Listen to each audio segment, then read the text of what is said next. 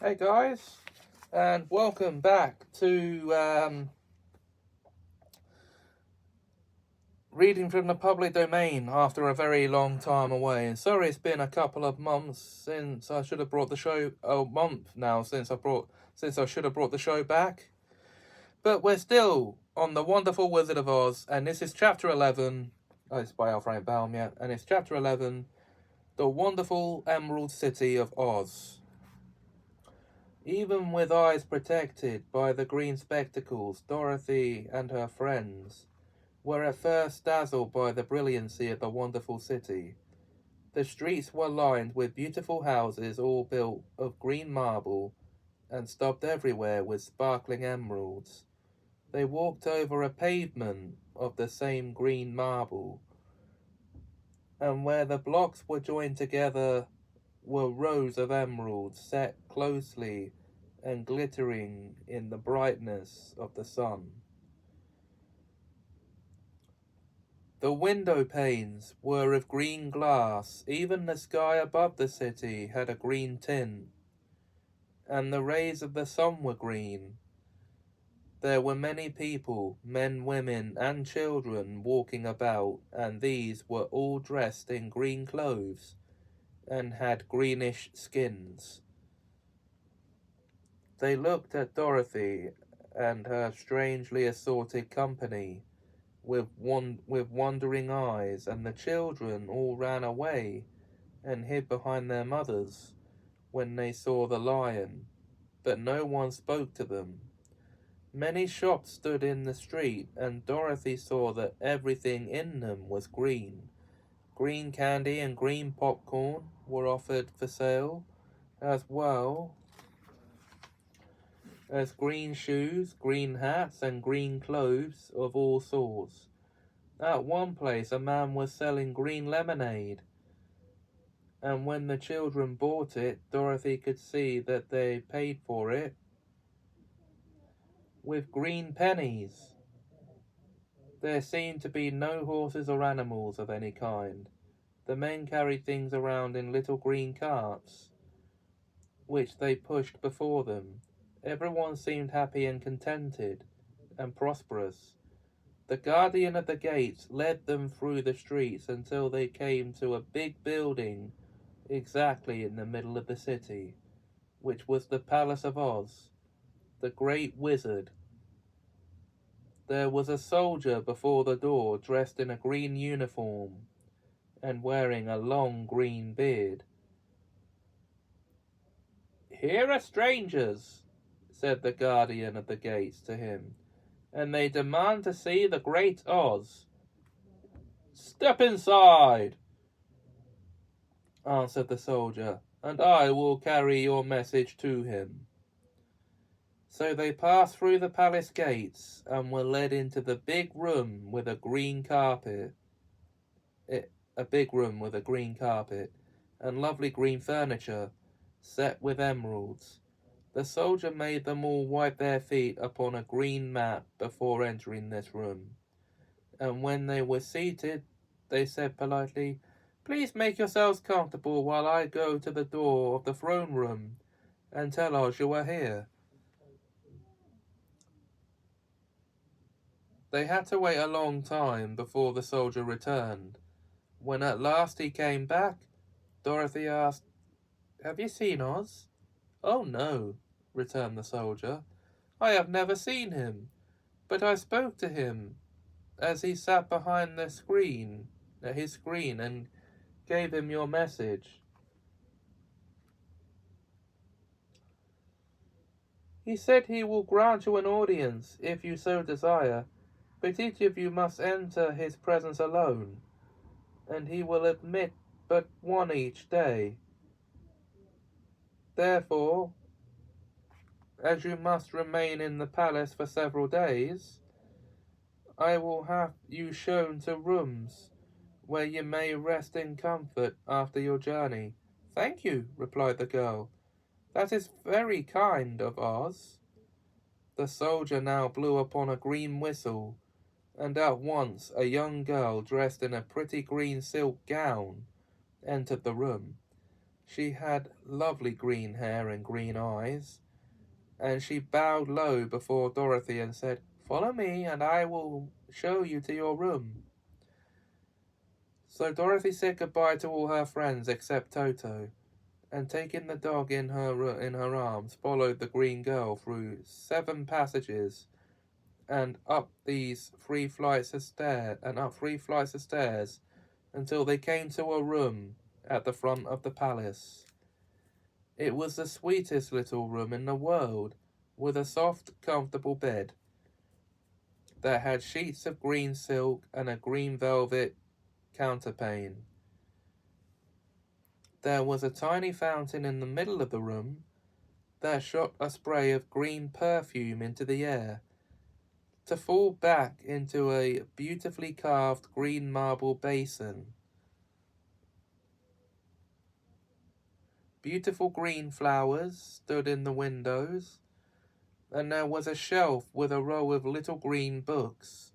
When Dorothy had time to open these books, she found herself full of queer green pictures. And she found them full of queer green pictures that made her laugh. They were so funny. In a wardrobe were many green dresses made of silk and satin and velvet, and all of them fitted Dorothy exactly. "Make yourself perfectly at home," said the green girl. "And if you wish for anything, ring the bell. Oz will send for you in the tomorrow morning." She left Dorothy alone and went back to the others.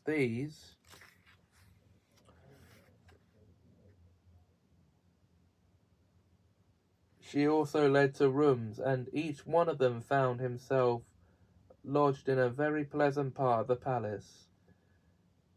Of course, this politeness was wasted on the Scarecrow, for when he found himself alone in his room, he stood stupidly in one spot, just within the doorway, to wait till morning.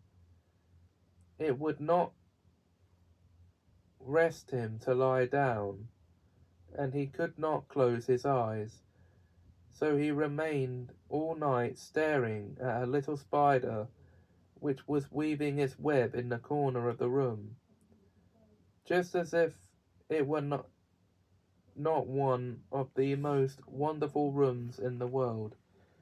The Tin Woodman lay down on his bed from force of habit, for he remembered when he was made of flesh, but not being able to sleep, and passed the night moving his joints up and down to make sure they kept in good working order.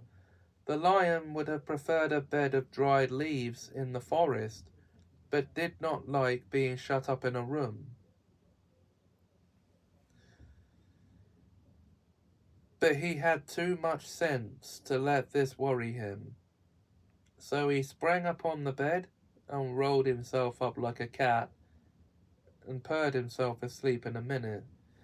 The next morning after breakfast, the Green Maiden came to fetch Dorothy, and she dressed her in one of the prettiest gowns, one made of green brocaded satin around Toto's neck, and they started for the throne room of the Great Oz. First, they came to a great hall in which were many ladies and gentlemen of the court, all dressed in rich costumes. These people had nothing to do but talk to each other,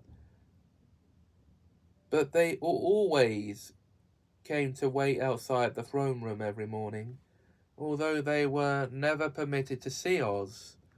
And as Dorothy entered, they looked at her curiously, and one of them whispered, "Are you really going to look upon the face of Oz the Terrible?"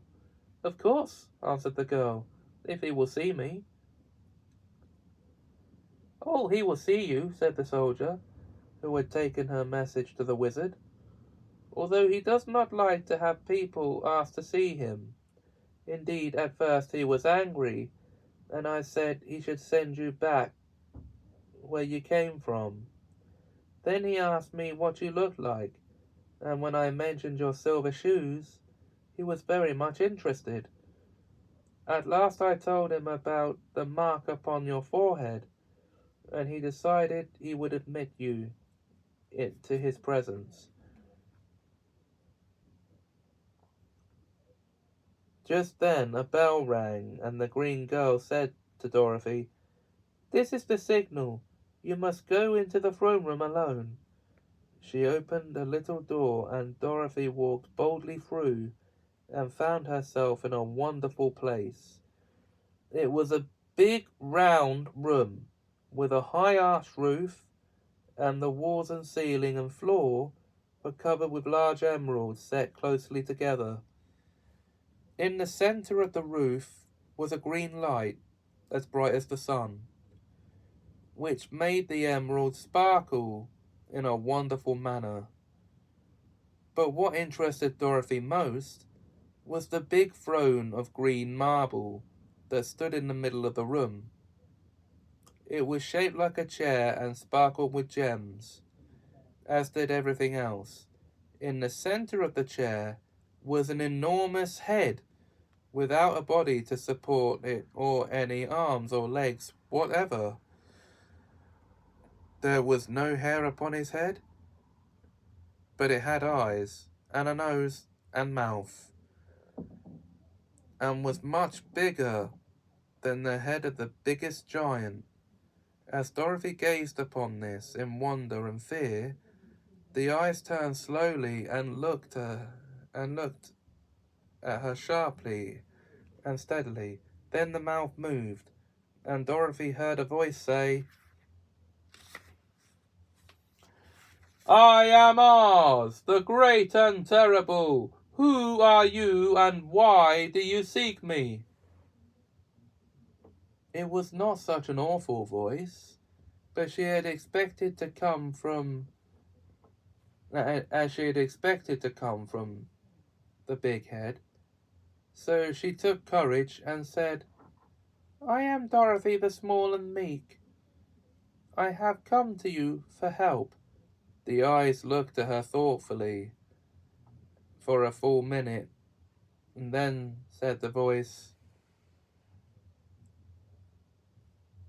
"Where did you get the silver shoes?" "I got them from the Wicked Witch of the East, when my house fell on her and killed her," she replied. "Where did you get the mark upon your forehead?" continued the voice. "That is where the Good Witch of the North kissed me, when she bade me goodbye and sent me to you," said the girl. Again the eyes looked at her sharply and saw that she was telling the truth. Then Oz asked, "What do you wish me to do?" "Send me back to Kansas, where my Aunt Em and Uncle Henry are," she answered earnestly.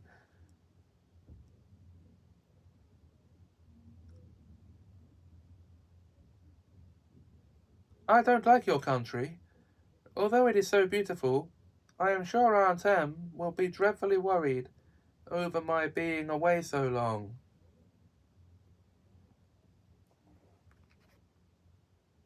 The eyes winked 3 times, and then they turned up to the ceiling and down to the floor, and rolled around so queerly that they seemed to see every part of the room. And at last they looked at Dorothy again. "Why should I do this for you?" asked Oz. "Because you are strong and I am weak. Because you are a great wizard and I am only a little girl." "But you were strong enough to kill the Wicked Witch of the East," said Oz. "That just happened," returned Dorothy simply. "I could not help it." "Well," said the head, I will give you my answer. You have no right to expect me to send you back to Kansas unless you do something for me in return. In this country, everyone must pay for everything he gets. If you wish to use my magic power to send you home again, you must do something for me first. Help me, and I will help you. What must I do? Asked the girl. Kill the Wicked Witch of the West, answered Oz. But I cannot, exclaimed Dorothy, greatly surprised. You killed the Witch of the East, and you wear the silver shoes, which bear a powerful charm. There is now but one wicked witch left on all this land, and when you can tell me she is dead, I will send you back to Kansas, but not before. The little girl began to weep. She was so much disappointed, and the eyes winked again and looked upon her anxiously, as if the great Oz felt that she could help him if she would. I never killed anything willingly, she sobbed. Even if I wanted to, how could I kill the Wicked Witch? If you, who are the great and terrible, cannot kill her yourself? How do you expect me to do it? I do not know, said the head. But that is my answer, and until the Wicked Witch dies, you will not see your uncle and aunt again. Remember that the witch is wicked, tremendously wicked, and ought to be killed. Now go and do not see me again until you have done your task.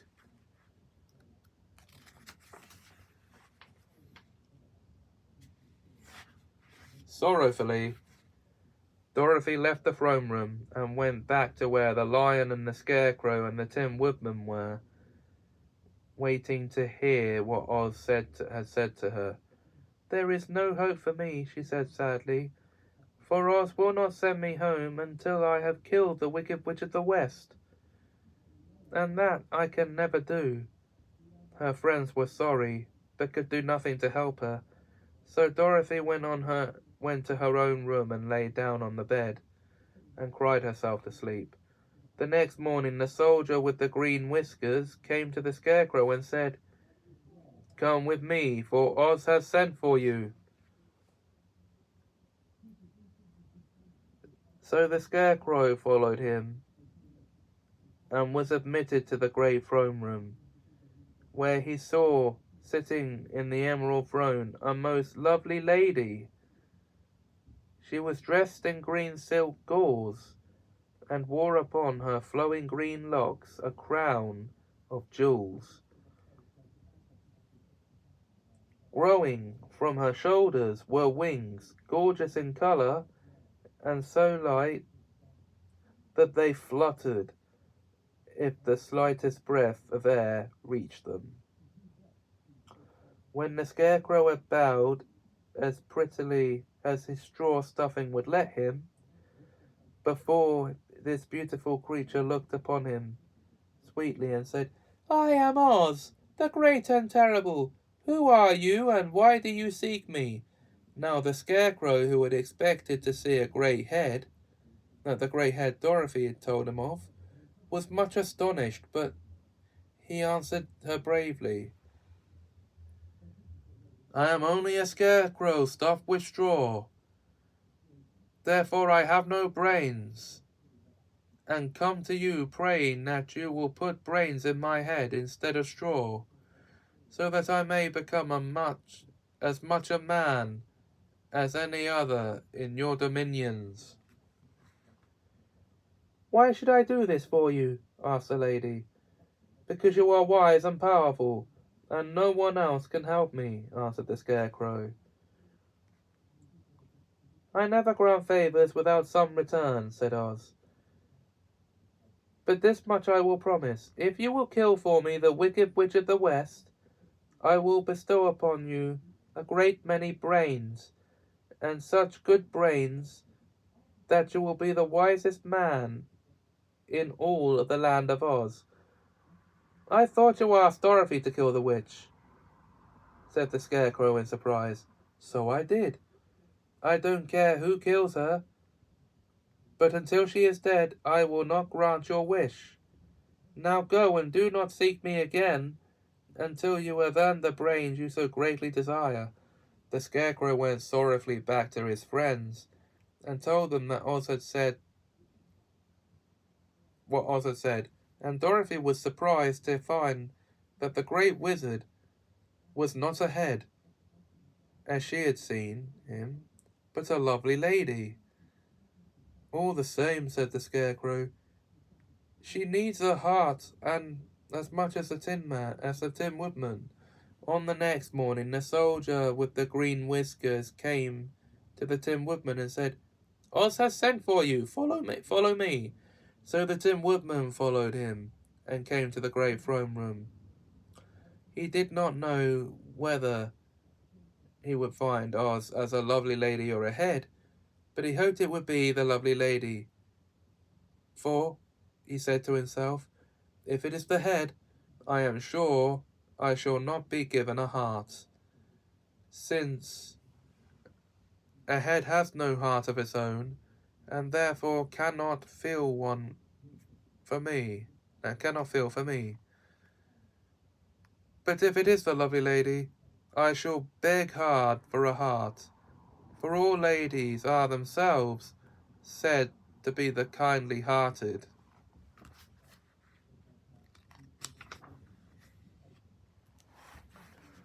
But when the Woodman entered the great throne room, he saw neither the head nor the lady, for Oz had taken the shape of a most terrible beast. It was nearly as big as an elephant, and the green throne seemed hardly strong enough to hold its weight. The beast had a head like that of a rhinoceros, only there were 5 eyes in its face. There were 5 long arms growing out of its body, and it also had 5 long, slim legs. Thick, woolly hair covered every part of it, and a more dreadful-looking monster could not be imagined. It was fortunate the Tin Woodman had no heart at that moment, for it would have beat loud and fast from terror. Being only tin, the Woodman was not at all afraid, although he was much disappointed. "I am Oz, the great and terrible," spoke the beast in a voice. "I am Oz, the great and terrible," spoke the beast in a voice that was one great roar. Who are you, and why do you seek me?" "I am a woodman, and made of tin. Therefore I have no heart. I cannot love. I pray that you give me a heart, that I may be as other men are." "Why should I do this?" demanded the beast. "Because I ask it, and you alone can grant my request," answered the woodman.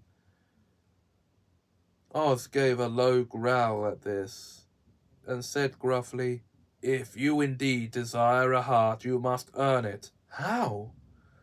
asked the woodman. "Help Dorothy to kill the Wicked Witch of the West," replied the beast. "When the witch is dead, come to me, and I will give you the biggest and kindest and most loving heart in all the land of Oz." So the Tin Woodman was forced to return sorrowfully to his friends, and tell them of the terrible beast he'd seen. They all wondered greatly if the many forms the great wizard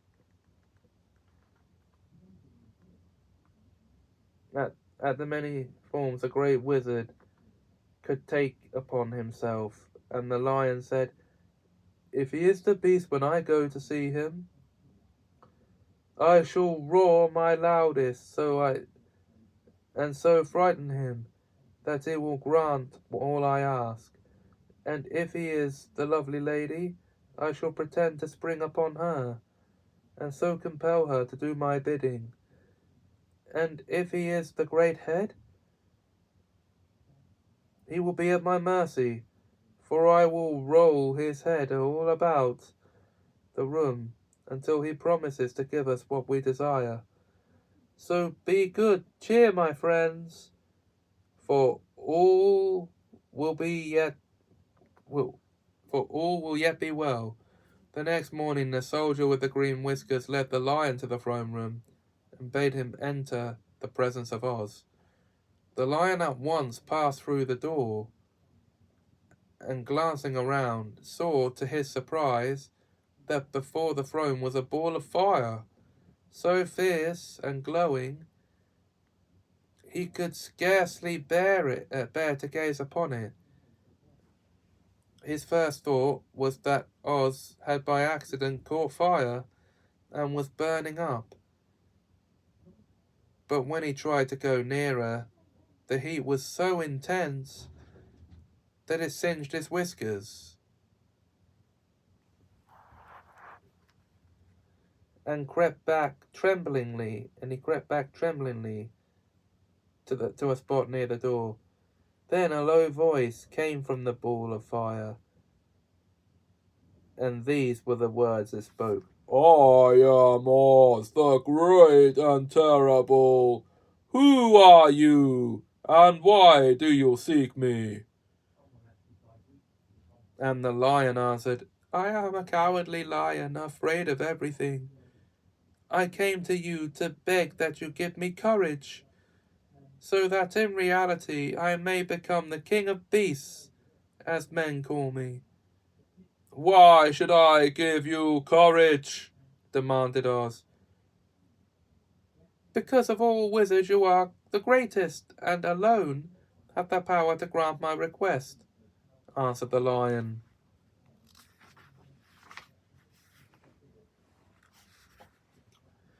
The ball of fire burned fiercely for a time, and the voice said, Bring me proof that the wicked witch is dead, and that moment I will give you courage. But as long as the witch lives, you must remain a coward. The lion was angry at this speech, but could say nothing in reply. And while he stood silently gazing at the ball of fire, it became so furiously hot that he turned tail and rushed from the room. He was glad to find his friends waiting for him, and told them of his terrible interview with the wizard. What shall we do now? Asked Dorothy sadly. There is only one thing we can do, returned the lion, and that is to go to the land of the Winkies and seek out the wicked witch and destroy her. But suppose we cannot, said the girl. Then I shall never have courage, declared the lion. And I shall never have brains, added the Scarecrow. And I shall never have a heart, spoke the Tin Woodman. And I shall never see Aunt Em or Uncle Henry, said Dorothy, beginning to cry. Be careful, cried the green girl. The tears will fall on your green silk gown and spot it. So Dorothy dried her eyes and said, I suppose we must try it, but I am sure I do not want to kill anybody, even to see Aunt Em again. I will go with you, but I am too much of a coward to kill the witch, said the lion. I will go too, declared the Scarecrow, but I shall not be of much help to you. I am such a fool. I haven't the heart to harm a witch, replied the Tin Woodman. But if you go, I certainly shall go with you. Therefore it was decided to start upon their journey the next morning, and the woodman sharpened his axe on a green grindstone and had all his joints properly oiled. The Scarecrow stuffed himself with fresh straw, and Dorothy put new paint on his eyes, that he might see better. The green girl, who was very kind to them, filled Dorothy's basket with good things to eat, and fastened a little bell round Toto's neck with a green ribbon. They went to bed quite early and slept soundly until daylight, when they were awakened by the crowing of a green cock that lived in the backyard of the palace, and the cackling of a hen that had laid a green egg. And that, my friends, was chapter 11 of The Wonderful Wizard of Oz by L. Frank Baum. And next time it will be chapter 12, The Search for the Wicked Witch. Until then, if you enjoyed this video, please like, comment, share and subscribe. Thanks for watching and have us a magical time.